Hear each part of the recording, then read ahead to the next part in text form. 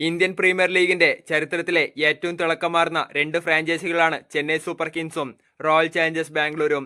ലോകത്താകമാനം ആരാധകരുള്ള താരങ്ങൾ അണിനിരക്കുന്ന ഫ്രാഞ്ചൈസികൾ സമീപകാലത്തും മികച്ച പ്രകടനം തന്നെ കാഴ്ചവെച്ചിരുന്നു.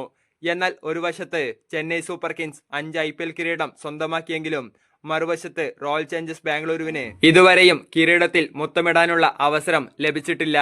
ഇതിനുള്ള പ്രധാന കാരണങ്ങളെപ്പറ്റിയാണ് മുൻ CSK RCB താരമായ ഷതാബ് ജക്കാത്തി പറയുന്നത്. ഇരു ടീമുകളും തമ്മിലുള്ള വ്യത്യാസത്തെപ്പറ്റി ജക്കാത്തി തുറന്നു പറയുകയുണ്ടായി. ചെന്നൈ സൂപ്പർ കിങ്സ് എപ്പോഴും ഒരു കുടുംബം പോലെയാണ് തങ്ങളുടെ താരങ്ങളെ പരിഗണിക്കാറുള്ളത് എന്ന് ജക്കാത്തി പറയുന്നു.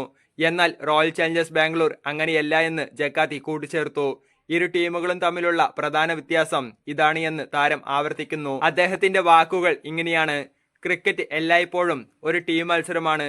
അതുകൊണ്ട് തന്നെ നമുക്ക് കിരീടം സ്വന്തമാക്കണമെങ്കിൽ ഒരു മനസ്സോടെ കൂട്ടായ്മയോടെ മുന്നോട്ട് പോകേണ്ടത് അത്യാവശ്യമാണ്.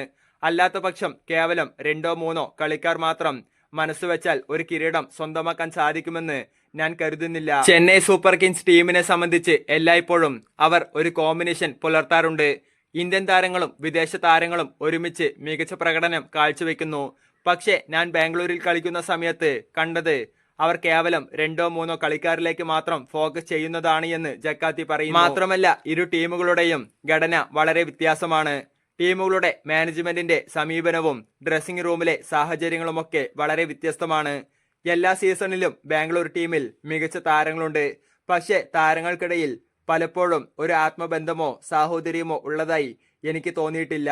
ഇക്കാര്യം കൊണ്ട് തന്നെ താരങ്ങളുമായി ഇഴുകിച്ചേരാൻ മറ്റുള്ളവർക്ക് വലിയ ബുദ്ധിമുട്ടുണ്ടാകുന്നു. അതൊക്കെ ടീമിന്റെ സാഹചര്യങ്ങളെ ബാധിക്കുന്നുണ്ട് എന്ന് ജക്കാത്തി കൂട്ടിച്ചേർത്തു. ഇതേ സമയത്ത് Chennai super Kings team management തങ്ങളുടെ കളിക്കാരെയെല്ലാം ഒരേ രീതിയിൽ നന്നായി നോക്കുന്ന ടീമാണ് എന്നും ജക്കാത്തി കൂട്ടിച്ചേർക്കുകയുണ്ടായി.